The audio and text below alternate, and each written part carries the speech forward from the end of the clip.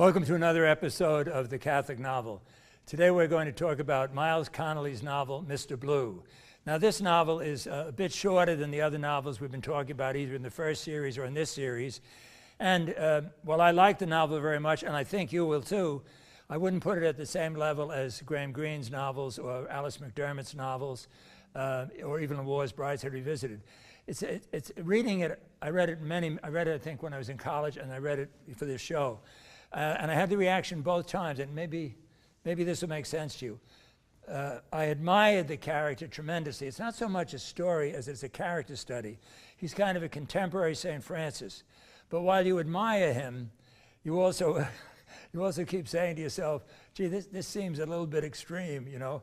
I don't think I can follow this guy Blue, even though I admire him immensely. So he's a kind of a contemporary St. Francis. The novel is narrated by a successful businessman who met Blue and, was kind of overwhelmed by him.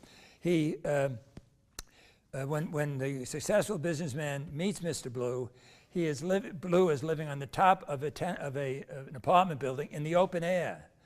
And when in inclement weather, he puts up some kind of a tent. Now, I don't think I'm going to do that. Okay, so there are several things like that. But, I've been thinking about it in preparation for this particular episode. And what is clear is that the character Mr. Blue sees right through the consumer culture. And the businessman, while he admires him, also, I think his conscience is being bothered by Mr. Blue, okay? Now, in doing research for this particular episode, I had a vague memory that Miles Connolly had worked with Frank Capra, and that proved to be true.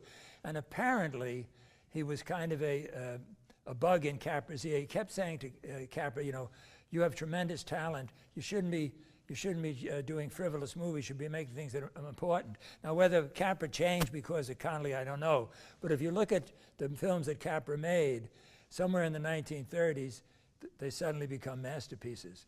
Meet John Doe, Mr. Deeds Goes to Town, Mr. Smith Goes to Washington, and then, of course, perhaps the greatest of all of them, It's a Wonderful Life, okay? And all of them, I think, are quite, all the main characters, Meet John Doe, Mr. Deeds, Mr. Smith Goes to Washington, even George Bailey, all of them are Christ figures. Capra claimed that every time he did a shot with a camera, just before he said a little prayer, and he says, this is in his autobiography, he says, you're going to find this very difficult to believe, but I did that before every time the camera was turned on. I don't think it's difficult to believe at all. I think watching the movies, this guy must have been inspired by something. He was a Catholic, and he said that, the resurrection is a comedy. Death loses and Christ wins. So I don't know how much Connolly affected him, influenced him. I really don't know. So I admire Mr. Blue. You know what? I feel a little bit like I feel when I go over to the Catholic Worker.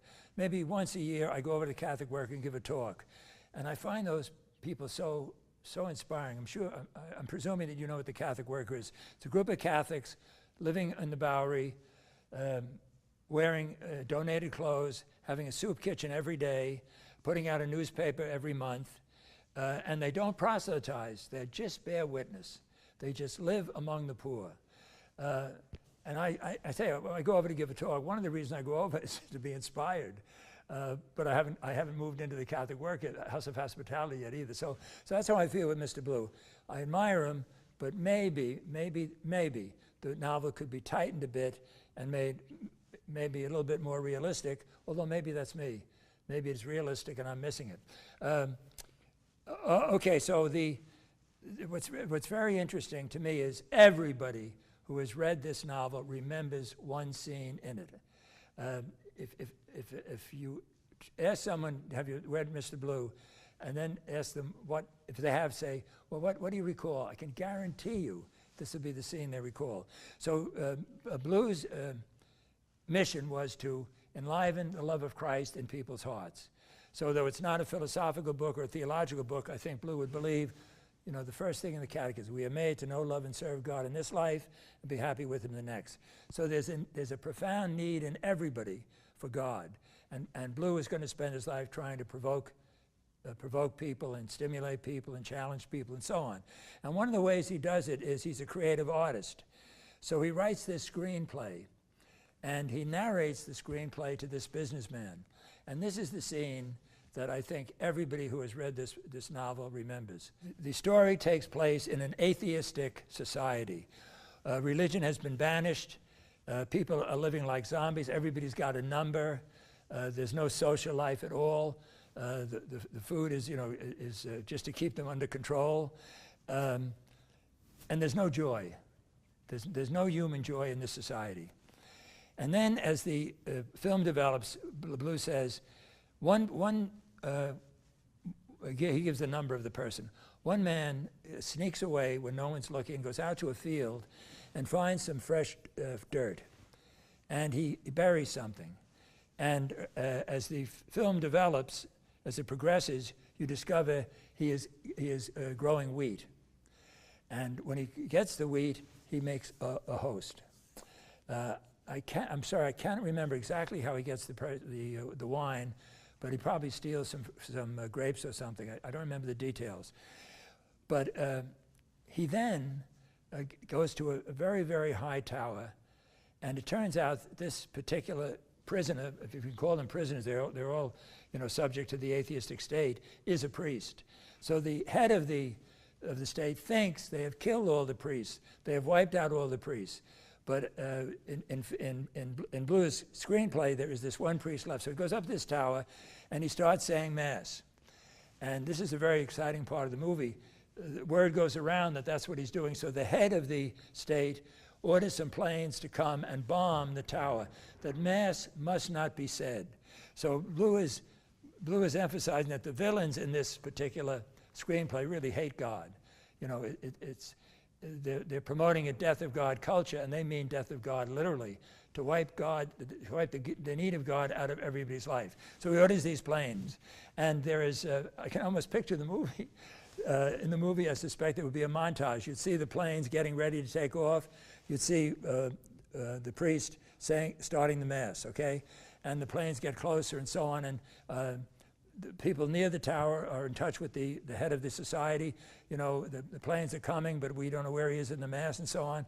Okay, so he gets eventually to the consecration, and this is what I would like to read to you.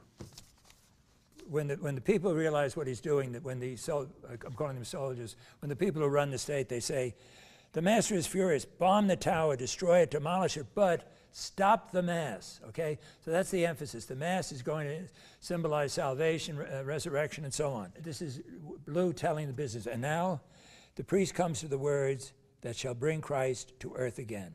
His head almost touches his altar. Now this is when the Mass is in Latin, okay? Hoc est enim corpus meum. This is my body. Blue was whispering. I think he was shivering. This is the businessman commenting. The bomb did not drop. No, there was a moment of awful silence. Then a burst of light beside which day itself is dusk. Then a trumpet peal, a single trumpet peal that shook the universe. Then the sun blew up like a bubble.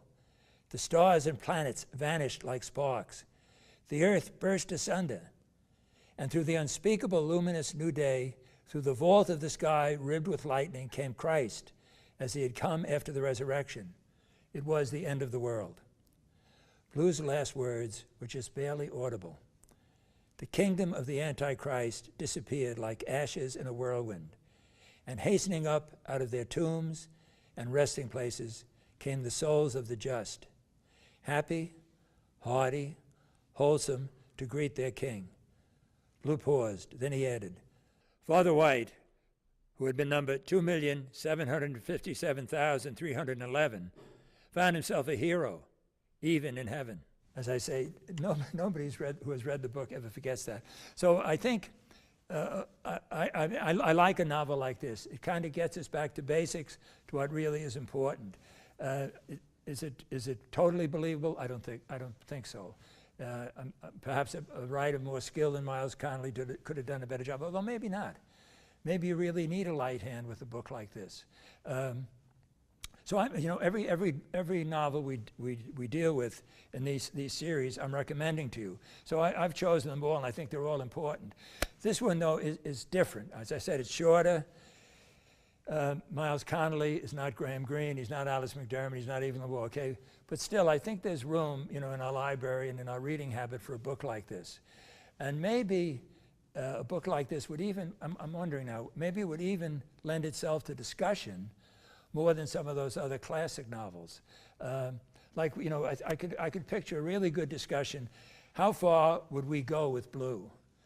How far do we think Mr. Blue, the character, is more realistic about life than you and I are? So maybe one of the reasons I don't praise it quite as much as I praise the other novels is it bothers my conscience, okay? Maybe to see a kind of a contemporary St. Francis disturbs me.